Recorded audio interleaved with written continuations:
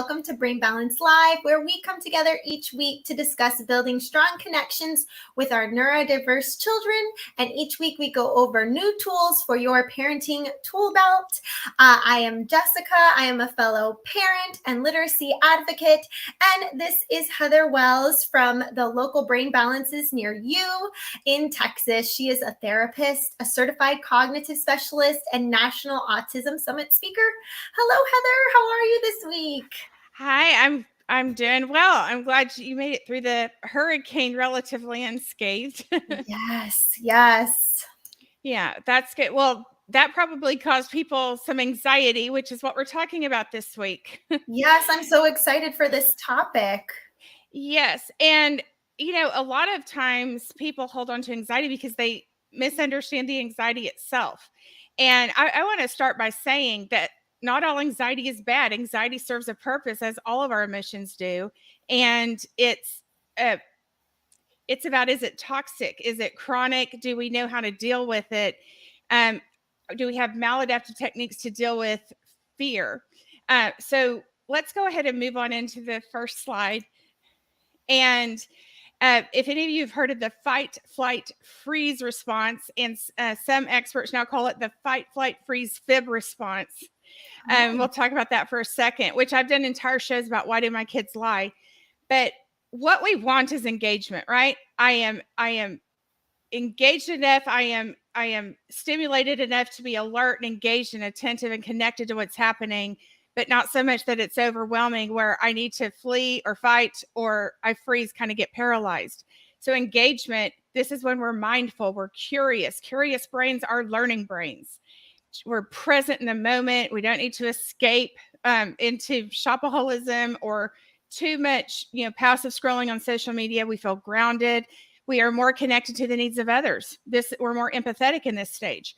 And, I feel empowered. Whatever comes my way, I can handle it. I can see the big picture. So I don't just kind of have this telescopic view of the one thing that's not to my liking.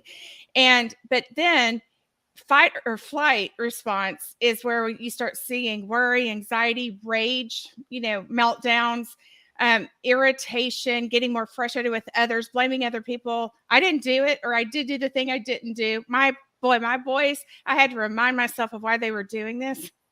I'd be like, I'm going to know the truth in just a second. Do you want to change your answer? No, they were going to stick to it.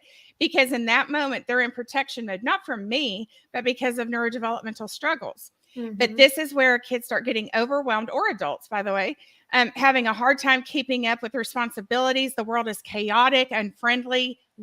But get this. You've heard me talk about how the guard dog of the brain, the amygdala, gets overactive when you struggle with regulation. Right. This happens with a lot of our kids, the majority of our kids. And the brain starts seeing some things as dangerous that are not. They will go, our fight or flight serves us. If we are facing a physical threat, there's a hurricane coming, or somebody is heading my way in a dark alley, and you get that gut feeling and right. You think fast, you get faster and stronger. So the brain's number one job is to protect us. But this overactive guard dog will start saying other things are dangerous that are not. I might look weak. I might look dumb. So either you might see aggression, lashing out, or you can see avoidance. They will not go to the party. They avoid their homework. It can be tasks, situations, or people that make them uncomfortable. And then freeze. This one often gets overlooked, or it can be thought of as the flight and the freeze both are sometimes misidentified as being laziness or apathy. But have you ever, just imagine you come upon a grizzly bear as you're hiking in the mountains. You might go into freeze mode. Like, what do I do? And I feel like I don't even feel my body anymore. I don't have control over it anymore. Shame, depression, shut down, detached. One thing that's really difficult for kids, and this is not intuitive at all, I don't think.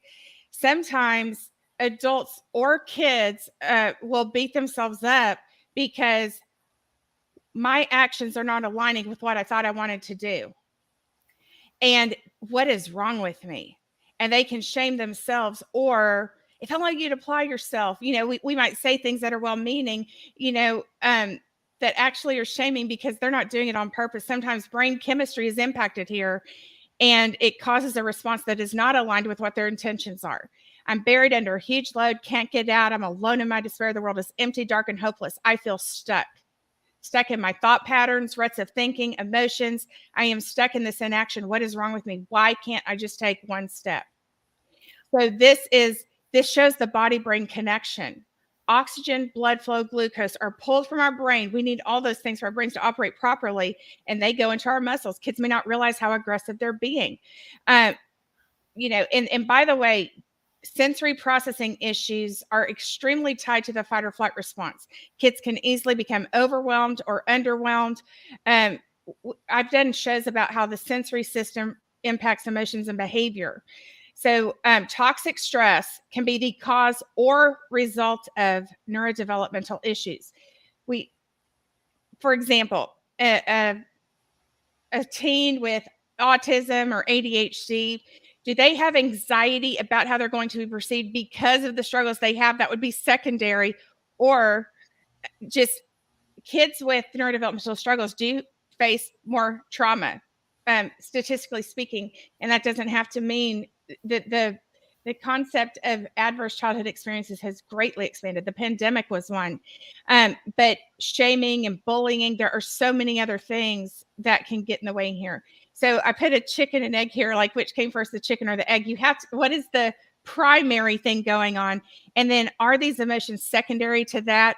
Or is there an anxiety disorder, depression, some sort of mental health issue that's primary and something else is secondary? Okay, let's move on. So if you are going into the fight or flight, if you're struggling with emotional regulation, impulse control, by the way, the process in the brain that helps you pause and think before you speak and act is also the same executive function that allows us to regulate our emotions. Everything's about hitting a brake pedal, But if I don't have that, I start developing faulty core beliefs. I must be right. That's what my conscious mind knows I'm thinking. This is just an example.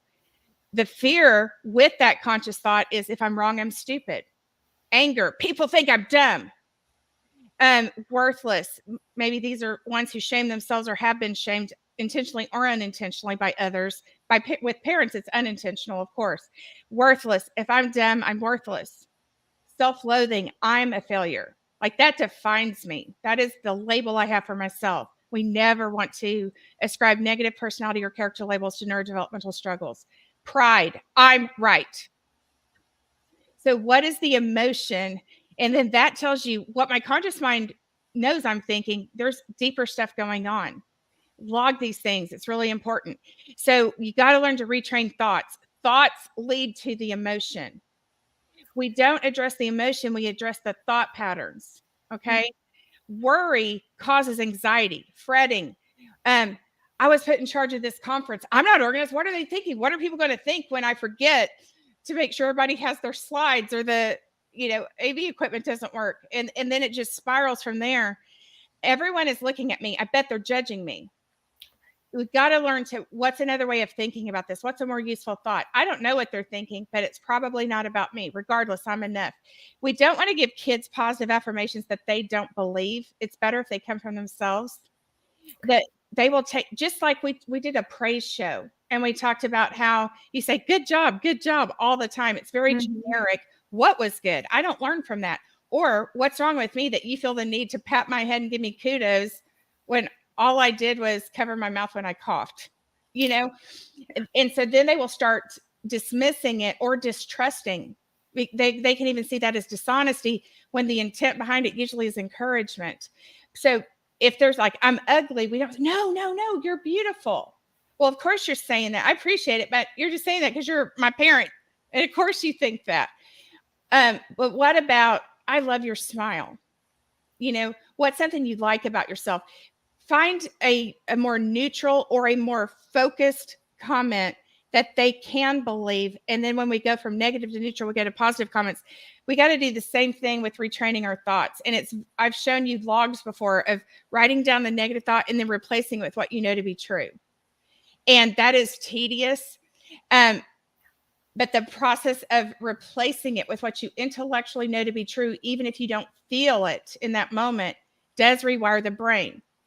Experts say psychiatry is clinical neuroscience. It should be renamed that. It is all about rewiring, building connectivity in the brain so that the brain communicates properly. Thoughts are transient. Talk to kids about how emotion, it's energy in motion. It will pass. We do not want to rescue our kids from an anxiety provoking situation because anxiety occurs on an arc. What goes up must come down. When we allow kids to escape, we don't require them to participate in life, or they call us, we pick them up every time. We rescue them from the height of the arc. Where do they remember that situation? At its peak. And we accidentally reinforce, you're right, you could not handle that. I had to rescue you from that. And now those types of situations seem even more threatening. I can't handle it. I can't. And then biases kick in and they look for all the proof that they can't do something. We find what we're looking for, right? Instead of looking at a variety of sources, a variety of life situations to kind of come to the truth. But they're mixed with emotions. Ideas are not facts. We must tell kids this. We need to tell ourselves this sometimes. They are testable, refutable, relative. Relative to what? Is this true in all scenarios? Is it true in some scenarios and not others? How hard is this for our kids who tend to be rigid thinkers, which is not, again, not personality character. This is neurodevelopment. The more brain pathways that are communicating, the more we can take different perspectives and consider things from different vantage points. That's an important skill for collaboration, all kinds of relationship skills, work, school. You face a problem, what's another workaround? But they're subject to unconscious bias. Our brains, all of us, our brains are wired for negativity. It's called the negativity bias. And that is because the brain's number one job is to protect us. But if kids have struggled with neurodevelopment and if only you'd apply yourself, you're lazy, you're task avoidant, you're the problem kid. Remember, I've told you that experts estimate that by the time kids with ADHD are 12 years old, they have heard 20,000 more negative comments than their neurotypical peers. And research shows that it usually takes about 11 positives to counteract the negative. Yeah. So we don't want to create praise junkies. We want them to be able to come up with those things themselves, but we at the same time, we have to be their encourager. Watch the praise show if you want a ton of specific information about effective encouragement, as opposed to praise all the time. Praise progress, perseverance, character traits, strategies. Look for those little wins. But I mentioned the confirmation bias. I believe this, and now anything that happens is going to have a big highlighter on it. Yep, I knew that was going to happen. We got to talk to kids about these things. Ideas are not facts. Okay, let's move on. So with less brain communication, remember we talked about how ADHD is a challenge with self-management, and we have working memory and cognitive flexibility and response inhibition, and those must be in place before we have attention, time management, organization, prioritizing. But let's say that an individual faces social anxiety. And that's another thing to mention is there are many types of anxiety. Is it global, just in general? Is it social anxiety? Is it writing anxiety? Is it test anxiety? There will be specific strategies for each of those. But let's say and social anxiety is different from shyness. I want to say that as well. Shyness is a personality trait. There is nothing maladaptive about it. Some of us are more introverted. Some of us are more extroverted. We're all a mix. Those things occur on a spectrum. It's not one or the other. But shyness is not associated with negative self-talk, whereas social anxiety is what everybody's going to think. I'm dumb. I'm boring. I'm going to make a fool of myself. So anxious thoughts or worry and expecting poor outcomes, that's the negativity bias. It creates and strengthens the negativity bias. That contributes to avoidance, not going to the party at all, or safety behaviors. If my parents make me go or something like that, safety behaviors might be make sure to avoid eye contact, staying in a corner, mumbling when someone talks to you, having headphones in, listening to music while you're at the party instead of engaging. That strengthens the confirmation bias. People aren't responding well to me, that it's a chicken and egg thing again. It's probably because of one of its behaviors, but they don't see it that way. Right. And then they're going to be more prone to making a bad first impression, of being unfriendly or disinterested, even though that's not the case. And that leads to continued negative interactions, strengthening both of those biases. The student is seen as a loner, and then they make less effort to engage, escape into gaming. And not all gaming is bad, but I'm saying it depends on how we use it. Is it used as an escape, or is it used to connect with our friends? And then that reinforces the anxious thoughts. It is a vicious cycle. So everyone thinks I'm weird. I knew I couldn't handle it. That's an example of the confirmation bias. Up here in the right-hand corner, top right, you see all of the good, but the negativity bias focuses on the one thing that's not ideal. Kids who struggle seeing the forest for the trees, the context, are often going to hone in on the one thing that's scary or not to their liking or not ideal. And because of this vicious cycle, it creates negative ruts of thinking. It doesn't mean that every single one of these applies to each person. Usually there are 2 or 3 that resonate most heavily. Overgeneralizing, always and never. I always do that. I never get it right. That can be directed toward myself or others. Overgeneralization, all or nothing thinking. Everything's either great or it's horrible. No in between. If I'm anxious, it is to the 10th power, instead of I'm a little uneasy. We're going to talk about how to reframe that. Blame and shame, again, of self or others. Comparisons. Part of perfectionism is rooted in anxiety. I did an entire perfection show, but it's been a while. And as I was putting this together, I thought, instead of going heavily into perfectionism, I think I'm going to do an updated show on that. But I will say, in a brief frame here, that usually individuals struggling with anxiety and or perfectionism have a compare and despair mindset. For example, let's say I go to a gym where Jessica's working out. She's been working out 5-6 days a week for 15 years. This is my first week there. And I negatively compare my results to hers. Usually with anxiety, you compare up instead of like to like. Filtering, mental filtering. Only remember the thing that continues to make your narrative feel true. Should. The power of the should statement. You should study more. You should apply yourself. I should have done better. That is shaming. Why didn't I? Let's just get to a solving stance instead of beating ourselves up with shoulds. I can't. I did an entire I can't show. It's not fair. I've also done an entire it's not fair show. Mind reading. And they think I'm doing a really bad job with this conference. I don't know what they're thinking. I gave an example of that on the previous slide. Personalizing.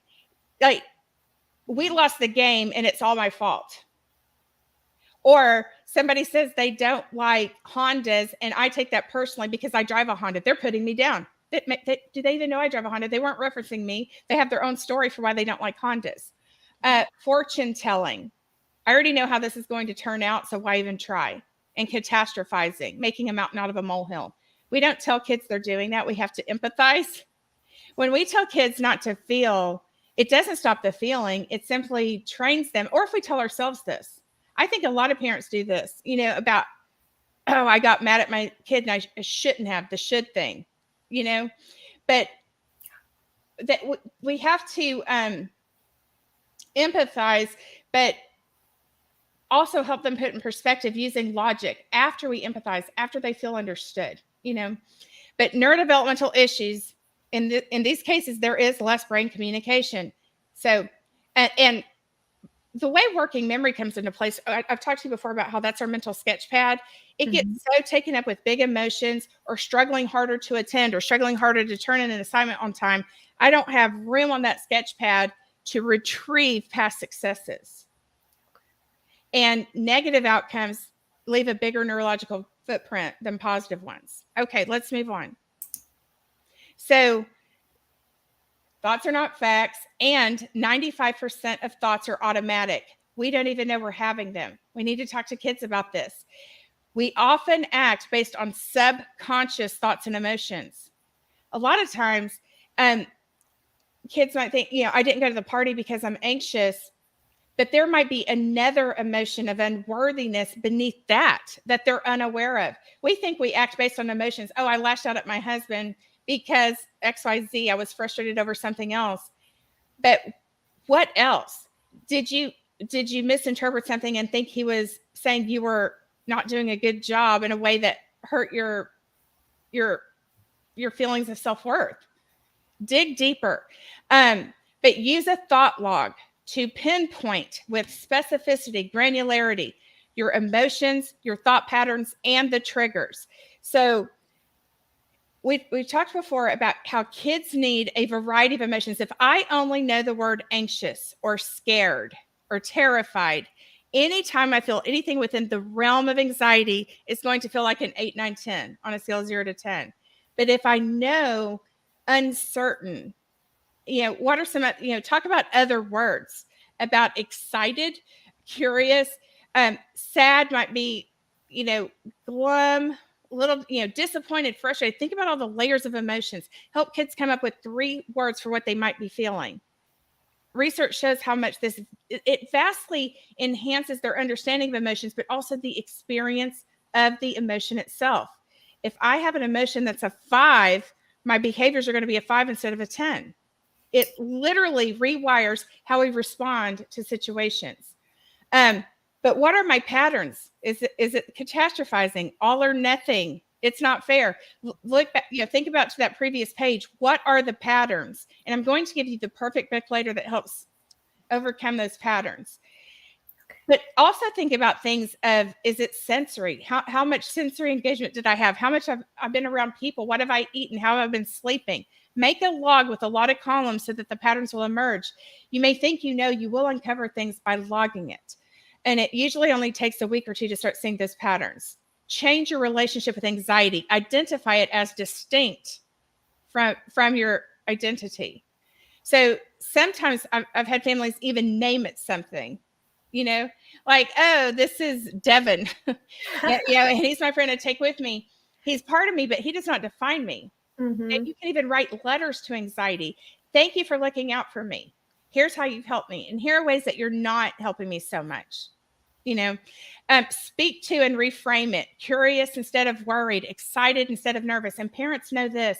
If kids, for example, have test anxiety, that means they care, even if other things indicate they don't. Mm-hmm. Same thing with anger. If I'm curious, there are things I can do to get information, right? That now I'm starting to be in this empowered stance. I'm willing to be uncomfortable because I am also courageous. Talk to them about how courage is not the absence of fear. It's moving through it and doing it anyway. And connect it to values. This matters to me because. So even though I'm uncomfortable, I'm still going to do it. Let them know, talk to them about how uncomfortable emotions in and of themselves are not dangerous. Now, the constant toxic stress and anxiety do have massive implications, social, emotionally, even physical, health-wise. But feeling uncomfortable, you could maybe even talk about how, when you work out and you get sore muscles, mm-hmm. That's uncomfortable, but is it dangerous? No, it tells you had a good workout and those muscles are building themselves back stronger. Kind of, word pictures can really help them with this. Talk to them about how you can feel 2 emotions simultaneously. You can have gratitude for the benefits of this relationship you have and also be grieving the loss of that relationship. Give them examples of when you've had 2 what would seem like opposing emotions and how there's nothing wrong with that. Sometimes kids feel weird or messed up or broken because they have multiple emotions that don't seem to intersect, but they do. Talk to them about that. And values aligned action. What are some good reasons to go for it anyway? I know you're uncomfortable. What are some good reasons to go for it anyway?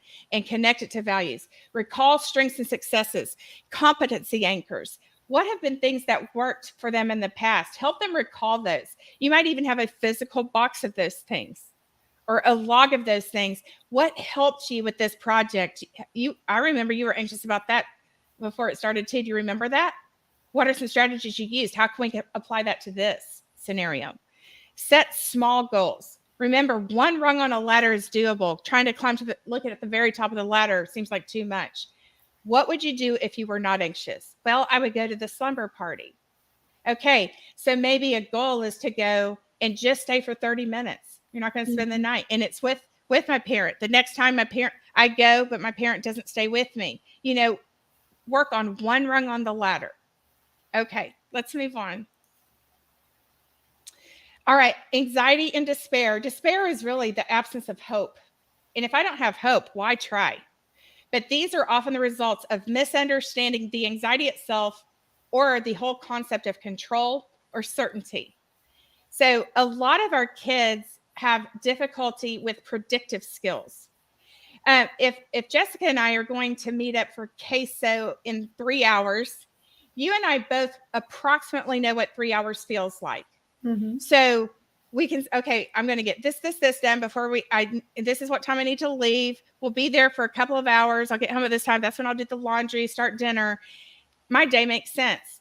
If kids have difficulty with their sense of time management, that is one of the things that grounds us.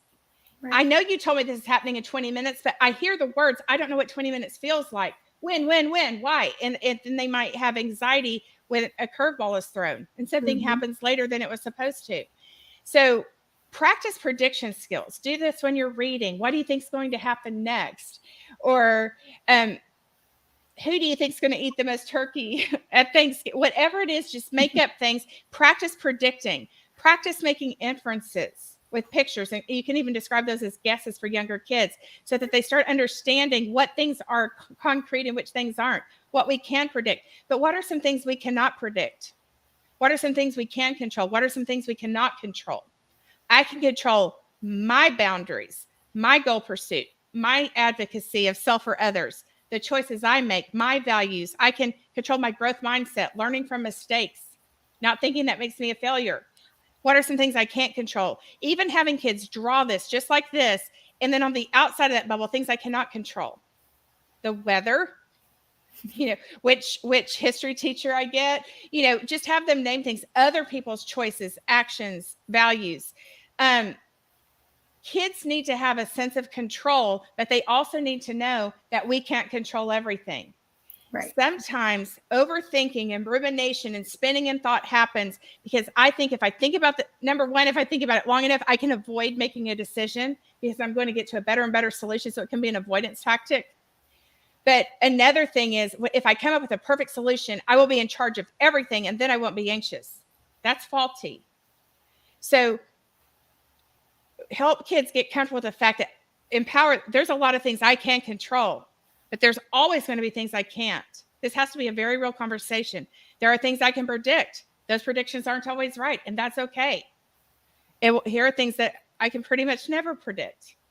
But these bars I have on the right, this is called locus of control. So do your kids think that life happens to them? Somebody else is just luckier. It's just all about circumstances. If so, they are more likely to let the positive of this. There's a positive and negative to almost everything, right? They're more willing to let things go. Probably. Oh well, I didn't have control over it anyway. But it can be too much, where they're not as motivated to give their best effort.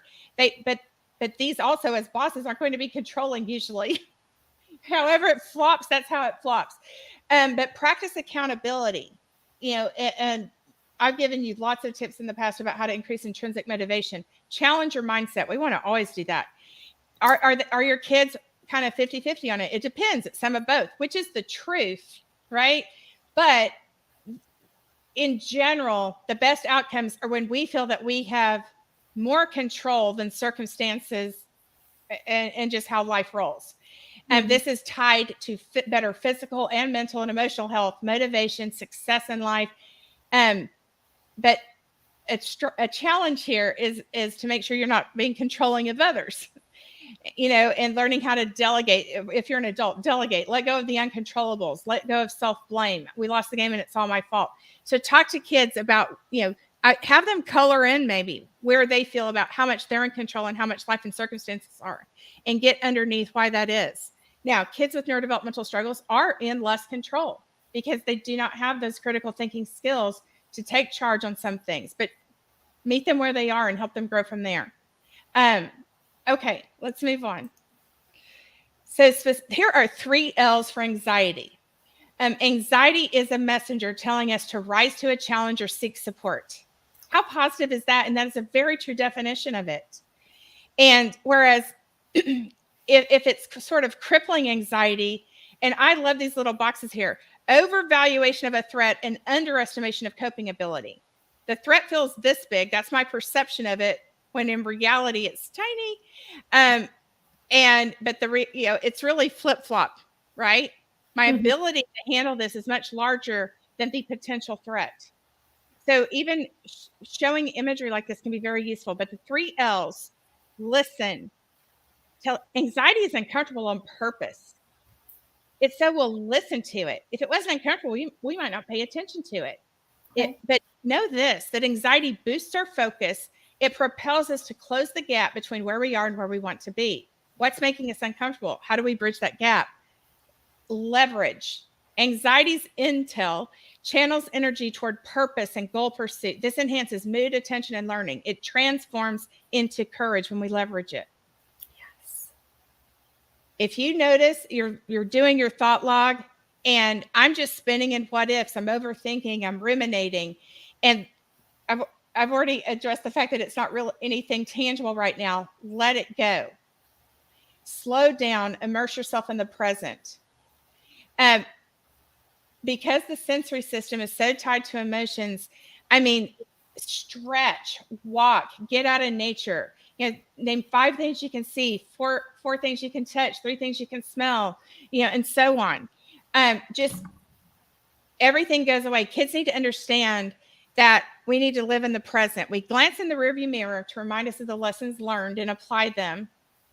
We look to the future for goal pursuit, but we also stop and smell the roses along the way and talk to them. Do you think you live more in the past, present, or future? Or does it fluctuate? Talk about those things. But listen with curiosity to emotions. They are to be felt, but they are not the captains of our lives. They are not to be obeyed unless they align with our values. Okay, let's move on. I had to do a breathing slide here because, sometimes things are just so research-based, but you hear it so much that it just, oh yeah, blah, blah, blah, breathe. Sure. Okay. Just sit down and deep breath. How is that going to help? Here's why. Here is the physiology behind why. The brain uses 1/5 of our oxygen intake, which is about 3 times more than our muscles. That shows you how important oxygen is for the brain. Wow. Brain cells quickly die if they face oxygen deprivation. Guess what? That happens if you're living in fight or flight. Remember, oxygen is pulled from the brain into the body. Controlled breathing can increase brain size. So can exercise. Lifestyle in general, sleep, eating. I know people just don't want to hear it. No kidding, Heather. We need to exercise, eat, sleep. But I'm saying this specifically impacts emotional and mental health, not just physical health. But focused breathing enhances attention, memory, mental clarity, alertness, sensory processing, emotional regulation, and feelings of invigoration. Breath work can alter gene expression in a positive way. Our DNA is a blueprint awaiting instruction from the environment. I can go this path or this path, depending upon what I'm exposed to. Breath work helps it take the most positive route.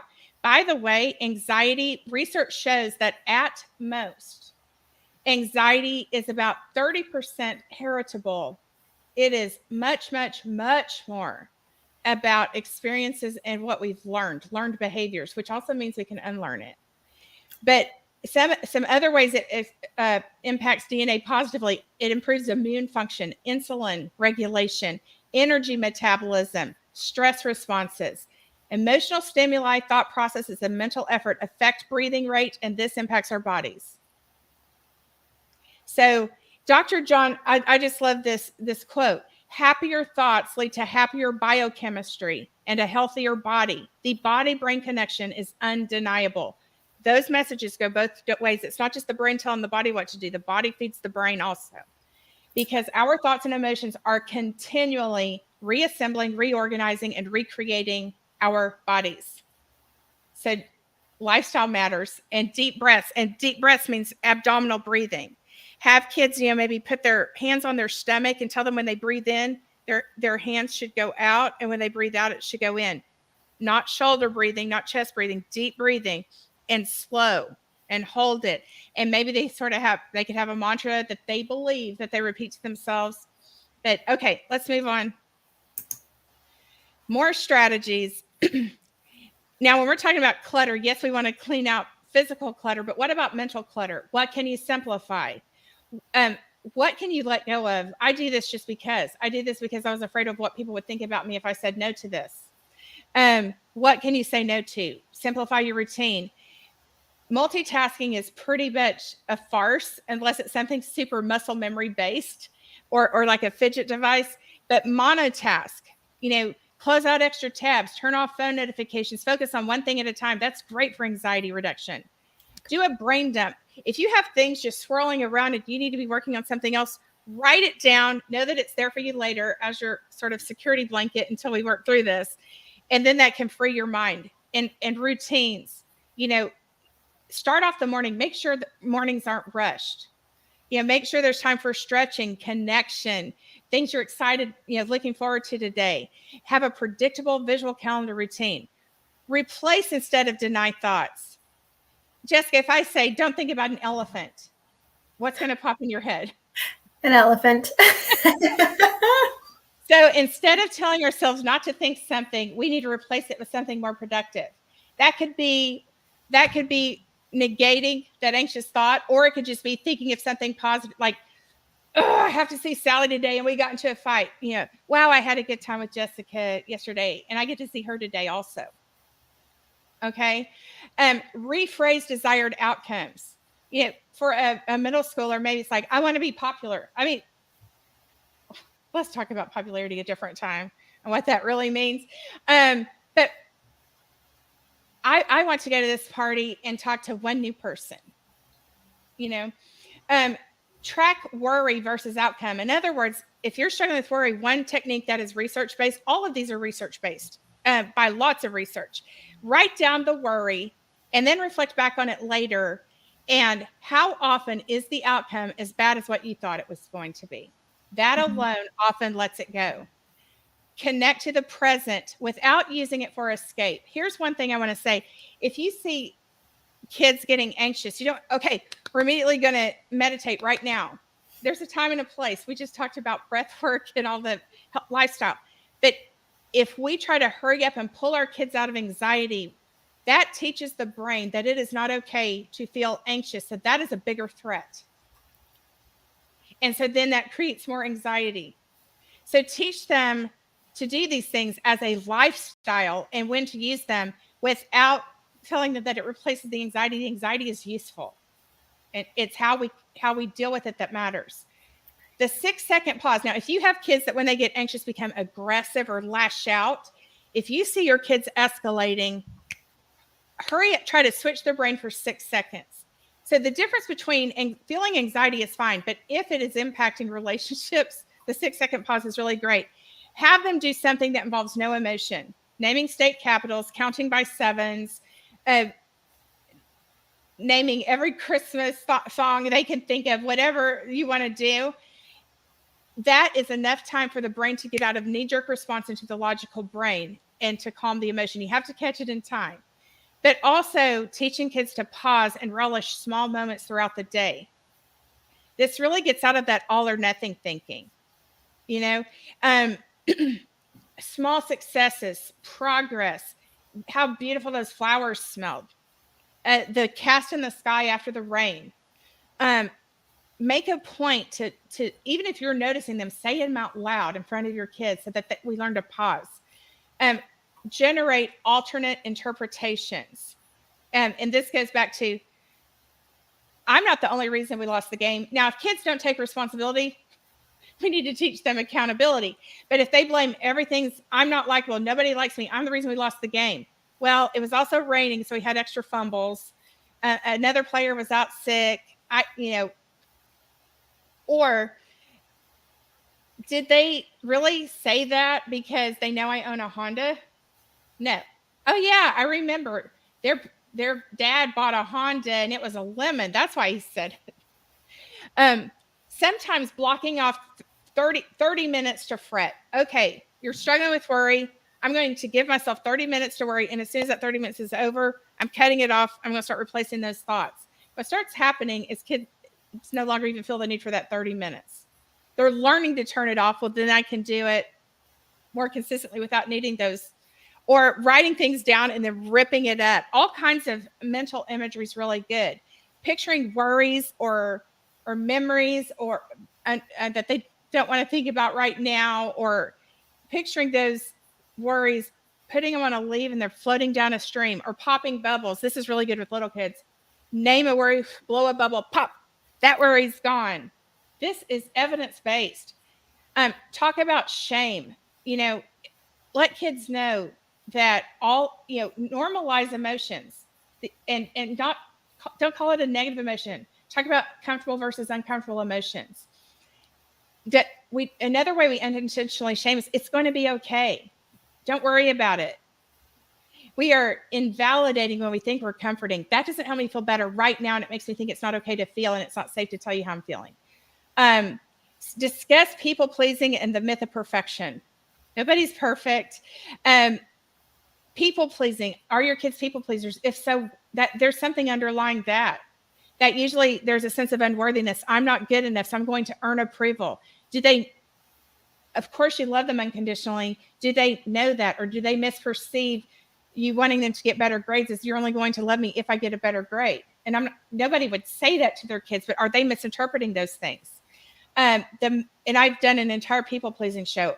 I'm going to do a whole new show on perfection. And done is better than perfect. And the beauty and mistakes. Maybe have an oops day on purpose. It wasn't a perfect day, but look how much fun we had. What's some good that came out of this? Tactile, fine motor, and body awareness. We've talked before about how our bodies give us signals before the emotion comes. So teach kids to recognize that knot in their stomach, or the tension in their shoulders, or their breathing, or their sweating, or their clammy palms, so that they know to do a regulation strategy before a big emotion comes. Now, if your kids are hypersensitive to body awareness, a lot of times that will cause anxiety. I have a knot in my stomach, therefore something bad might be happening, even when it's not.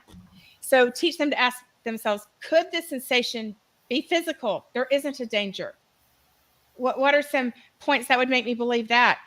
But having tactile sensory experiences is very important, because the tactile system lights up the same part. In tactile is the sense of touch. Light touch, pressure, temperature, pain.